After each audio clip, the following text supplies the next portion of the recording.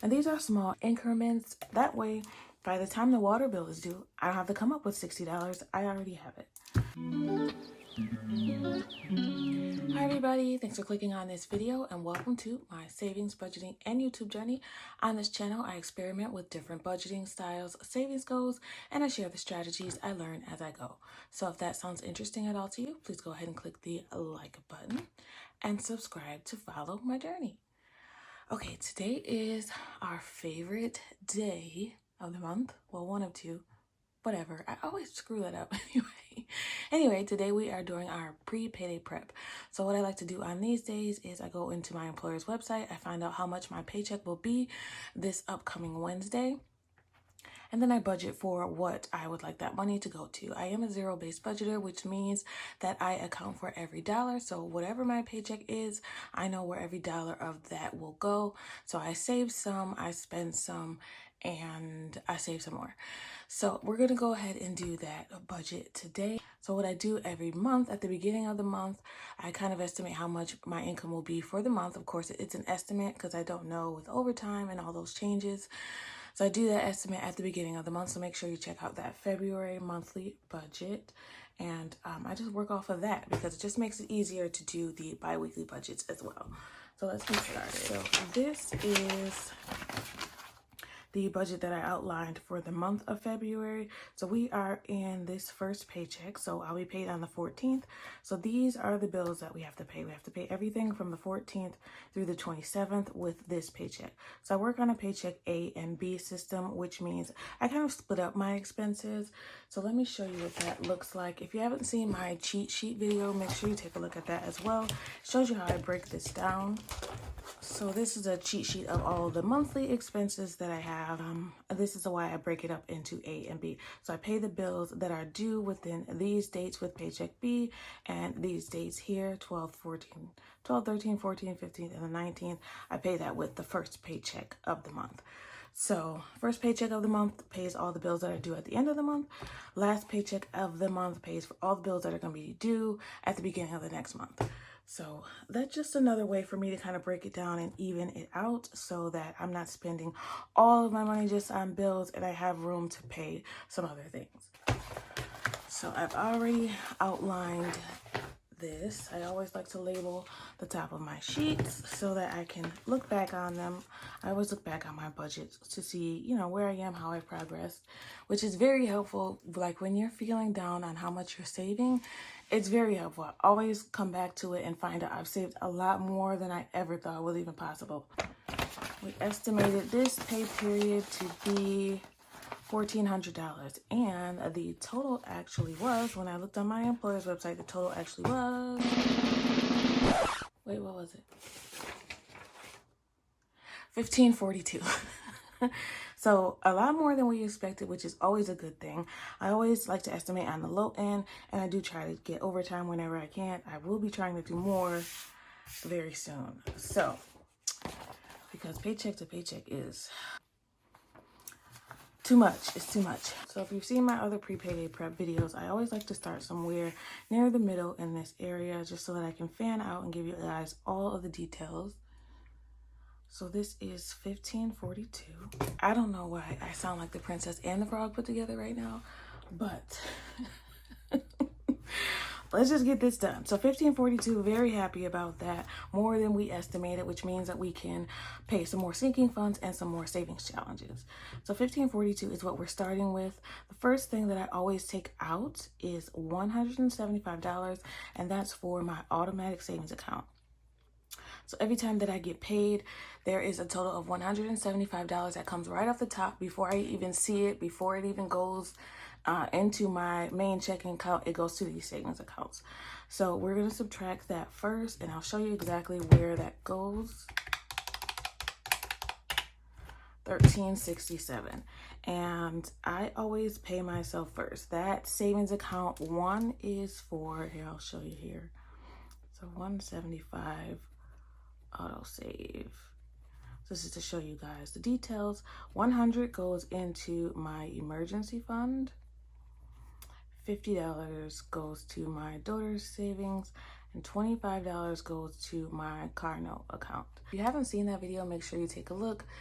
It's another way that I kind of supplement my income taxes every year with my paychecks. So make sure you check that out, especially income tax refund time is coming around. So that might be very helpful if you're not expecting to get a lot, or you have large bills throughout the year that you kind of struggle to pay for. It's been a lifesaver for me for years, and I will probably continue to do this every year until I pay it off. Okay, so that brought us down to, let's zero this out first. Okay, we subtract all those, we get down to 0. So that automatic savings is accounted for. The next thing that comes out is, of course, my fixed expenses. This is always budgeted in order of priority for me. So the next thing that comes out is going to be our bills. So here on our calendar, this next sheet, these are available on Etsy as well for seriouslysaving.etsy.com. We estimated that those bills would be a total of $8.80. Actually, I just added $4 to student loans. So we're going to pay a little bit more. My student loans are actually about $25. I just pay a little bit more. I know it's not a lot, but every little dollar counts towards, knocking that down sooner. Sooner you knock it down, the less interest you're paying in the long run, and we're already paying enough. So we calculated $884. So I like to do the debt separately, and plus I have a new little debt that I need to pay. So I'm going to add those in. I'll explain to you what MAG means. $650 plus 60 plus 140. All right, that brings us to $850. And I am going to show you the breakdown of how I calculated that. Okay, so I didn't add the student loans to this part. So that's my fixed expenses, right? Which means bills that do not change. So the MAG means mortgage, allowance, and groceries. That's just kind of how I break it down. So $200 every pay period goes to grocery. MAG is the one that I use every single pay period. So mortgage, allowance, and grocery is always half of what I need, basically. So my daughter gets, I'll show you, all that blabbing, and I can just show you. So $200 goes to grocery, $20 goes to allowance, and $430 goes to my mortgage. So that's just half of it. So the next pay period, I'll pay the other half, and then we'll send it right to the bank. Then we have our phone bill, that's $60. We have utilities. So utilities, we've actually been paying utilities in increments. So unfortunately, the bill was a little bit higher than I could pay all at once. So with the second paycheck of January, we paid $75 towards our utilities. And then this last pay period, which we're in right now, we paid $86 towards utilities. So a total of the utility bill was $240. So we have to pay that balance off because the utilities are due on the 15th. 240 minus 75 minus 86. So we still have $79 left to pay for the utilities for this month. But we're going to also put, let's see what the difference is, $61 towards the next payment. And they should let me do that because I have a balance still. Sometimes they don't let you pay extra, and I don't understand that. I don't understand why, but sometimes, like if there's no balance at all, they won't let me make a payment. So, but because there is a balance, hopefully they'll let me pay the $140 in total. And I budget for that in paycheck A, $140. And then that way, the next pay period, I can just put about $60. It'll probably be more like $100 because it's wintertime. But splitting it up kind of just helps me pay for all of it, without doing it all in one lump sum, because that would be too much to come out of one paycheck. So now that I've gotten that long thing out of the way, $850 minus 200, 20, 30. Okay, that zeroed out. So that will pay all of the bills. Okay. That'll pay the utility bill for February altogether. All right, next we have, so this is fixed.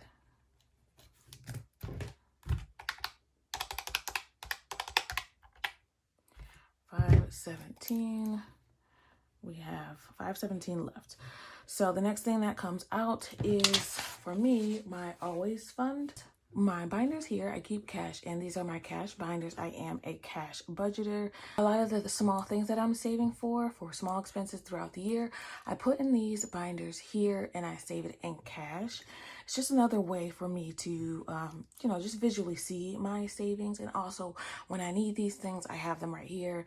I don't have to go to the bank and I don't have to confuse myself with the bills that are already pending out. So I already have my specific amounts in each of these cash binders. 517, next thing that comes out is my, like I was saying, trying to say, my always fund. So these are priority savings that I have. Let's see. I could have did that in my head, but I just felt like I needed the calculator to come along with me. So I'll show you what those are in my always fund. They're here. So this is why I have this cheat sheet. So the always fund is a total of 100. Let me take it out. I always do that. So the always fund is a total of $100. I did make half of it savings challenges just because I want to make sure these specific savings challenges always get something, so that in case a paycheck is not enough, I still have that budgeted in. Even if there's no extra money, these are still in the budget and these will still get some funds. So $10 goes to my water bill category, $10 goes to pet, $10 to the health envelope, and $15 to our subscriptions, all right? And then for the priority savings challenges, home maintenance, my daughter's clothes, our birthdays, which her birthday is already saved for. So that's really just my birthday left in that envelope. And then home goals, $10. So the difference between home maintenance and home goals, home maintenance is for any repairs that I need to make throughout the house. And home goals is specifically for a lawnmower. I need a new one. Okay, so let's zero this out. 100 minus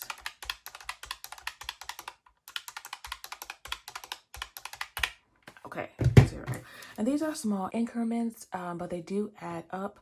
So I just put a little bit towards it. That's one of the things about cash stuffing, is that these things add up. So by the time that these things are due, like my water bill is due every 3 months, since I'm paid bi-weekly, so I get paid twice a month, I've just divided that by the 6 paychecks. So $60 every 3 months means I get 6 paychecks within that time. Divided that by the 6 paychecks, so I know $10 every time I get paid. That way, by the time the water bill is due, I don't have to come up with $60. I already have it. It just breaks down the lump sums that you have to pay for things that you know are going to come up regardless. Okay, the next thing that comes out are my variable funds. So I budget $275 for variable funds. Okay, and I'll show you guys. This is dying. We're going to try to keep going with it. Okay, $275 for variable. Okay. All right, and that means personal. So this I use for basically toiletries or any wants that I have throughout the pay period. These things are all gonna last just 2 weeks because I'm doing a paycheck budget. So that means next time I get paid mid-February, at the end of February, we'll get another paycheck and we will budget for that one. All right, and this should zero out.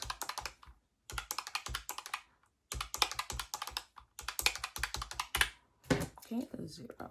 So that's how I can show you what I mean by zero out. Every dollar of this $275, that's where every dollar will go. So 417 minus 275, we have $142. Something seems wrong. I know it's wrong. Debt. So debt should have came after the fixed expenses, but that's okay. We can add that in now.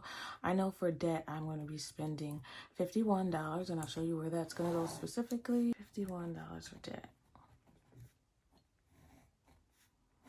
So 34 of that is going to student loans. And 17 is going to Klarna. So that'll be my second Klarna payment. I did make a purchase with Klarna, so that's where that payment will go. 0. Okay, so 142 minus 51. That leaves us with $91 to use for savings, challenges, and sinking funds. So like I said, sinking funds are the cash binders that I have here for just separate categories for things that I need to either pay or save for. So let's see where we're going to put that money. What I like to do first when I'm looking at where I want to save, I would usually look at my sinking funds tracker, which looks like this. I know it looks like a lot, but basically I'm looking at the final totals to find out what I would like to put more money towards, or, you know, what might be coming up the soonest. That's how I prioritize what I want to add money towards. But since I cannot find that one for this month at the moment, we're just going to divvy up this $91 in the best way that we think we can. So I know that I want to put some more towards home goals, because that was one of my priority savings challenges. So I'm just going to put some more towards that. Let's see. So we're going to zero this out. The rest of this is going to savings, challenges, and sinking funds. All right, so let's see. So for home goals, we're going to say $20. I want to I'm going to give myself $20 to kind of replace that $50 that I had to spend on my pipe repair. So $50 for, I'll put that in Mom Beauty. $20, not $50. $20 to Mom Beauty. We used $13 out the gas and grocery sinking fund this pay period, so I want to replace that. Where are we now? $38 left. I'm going to put $5 in Child's Beauty, because I think she's got $15 in there. She did get her hair done today. Yay, confetti. Oh my God. We've been looking for a hairdresser like forever. Like one steady, good one. And this lady is good, but she's expensive. She knows her worth. That's all. She knows her worth. So basically that envelope is empty. So I am developing a plan to see how I'm going to keep her hair done. So we're going to keep it in braids. She said that it should last a long time, approximately 6 to 8 weeks. So I am going to plan how much I need to save within that time so that we have enough to get her hair done when it's time for her to get a new style. We're going to put $5 there. I know it's not a lot, but we just got it done, so we got some time. Let's put $20 into family fun, because I really want to amp that up before summer. That gives us $13 left. Let's put $10 towards Christmas. All right, and then we'll do that $3 in our $2 savings challenge and our $1 savings challenge. I decided that these two challenges right here, I am not going to keep track of their total. So we're just going to throw it in there whenever there's like odd numbers or whenever there's ones left and roll over. We're going to throw some money towards that. And I'm going to try to save it to the end of the year. I mean, unless we need it for something else, I'm just going to try to keep saving those challenges until the end of the year. So this should zero out.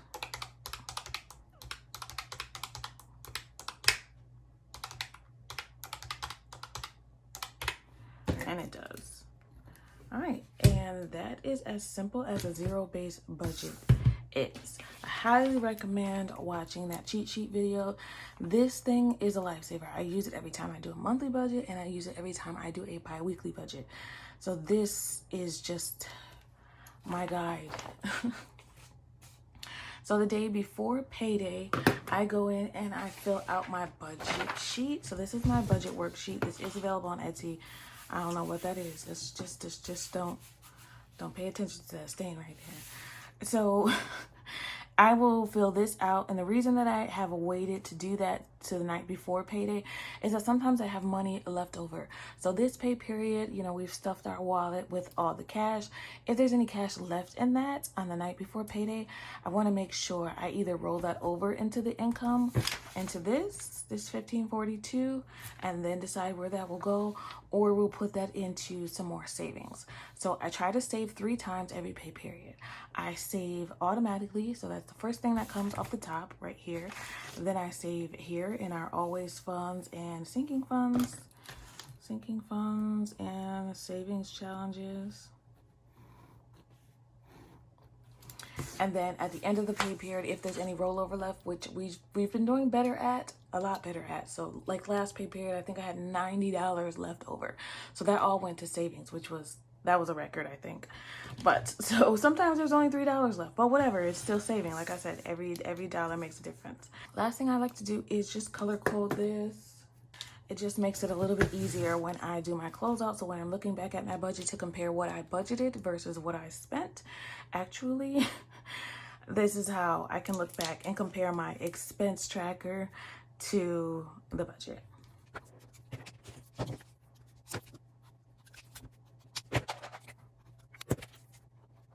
So there's even a method to why I color code these this way. Automatic savings is green, of course. That's, you know, a plus.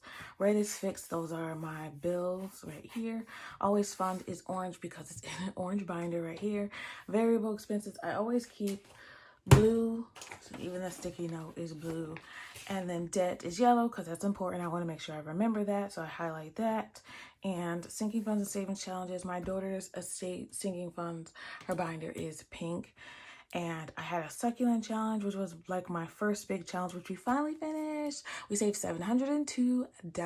I mean, it took like a year, but but we did it. So, and I'm happy. We did it along with saving for other things, along with not being late on a bill. And I'm proud of myself. So I don't care how long it took. And you shouldn't care how long it takes either. I mean, unless you have a deadline. But that was kind of just a goal that we had to save for a vacation that's actually not until July. So we have more time to save more. Okay, one thing I almost forgot to mention, and I wanted to mention just as a tip. So if for any reason I don't have enough, let's say I estimated that my paycheck would be $1,400 and it was only $1,350. The first thing that I'm going to take from is from the bottom up. Like I said, these are all priorities from top down. Even though I messed up, debt should be under fixed, but I would start from the bottom up. So sinking funds, I would take money from here first, then I would take money from variable if I needed to, and then from the always fund. I'm probably never going to take money from fixed unless it's something that's not due yet, and I can split it between this paycheck and the next one. So that's just how I decide if for any reason the money is not all where it should be. And sometimes that happens, so that's okay. I mean, that's why I put these in order of priority. That's why I have my cheat sheet, and that's why I do the budget. So we always figure it out. We always make a way. We haven't been late on any bills, so we're doing good. You know, sometimes you just can't. Sometimes you just don't have play money. So, but we do have more than we expected to have. So at least we have that extra $91 to use for savings challenges and sinking funds. All right, back to our regularly scheduled program. All right, that's it for me today. I want to thank you so much for spending time with me today.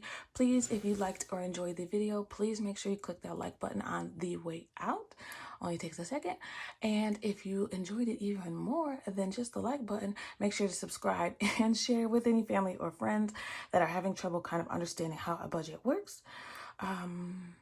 Yeah, that's it. And make sure you come back to check out some more, because I will be back on the night before payday to do our final budget and let you know if there's any money left over.